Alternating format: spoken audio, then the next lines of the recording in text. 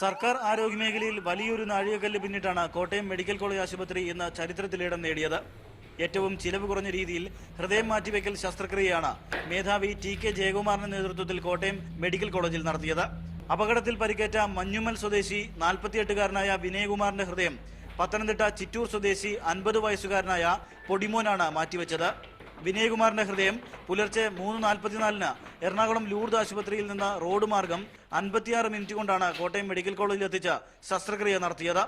3.5 മണിക്കൂർ സമയമെടുത്ത ശസ്ത്രക്രിയ വിജയകരമാണെന്ന് ഡോക്ടർമാർ അറിയിച്ചു. പേഴ്സണൽ നേട്ടം എന്നുള്ളതിനേക്കാളും ഞാൻ അതിൽ നോക്കുന്നത് ഒരു സാമൂഹികമായ ഒരു ഉത്തരവാദിത്വവും, ആ ഉത്തരവാദിത്വം ഞാനെന്നൊരു വ്യക്തിയല്ല, എൻ്റെ ടീം അല്ലെങ്കിൽ ഞങ്ങൾ ഈ കാർഡിയോതൊറാസിക് സർജറി ഡിപ്പാർട്ട്മെൻറ്റിലെ ചേച്ചിമാർ തൊട്ട് നഴ്സസ്, ടെക്നീഷ്യൻസ്, ബാക്കി ഡോക്ടേഴ്സ് എല്ലാവരുടെയും കൂടി ആ ഒരു ടീം വർക്കിൻ്റെ മാത്രം റിഫ്ലക്ഷനാണ്.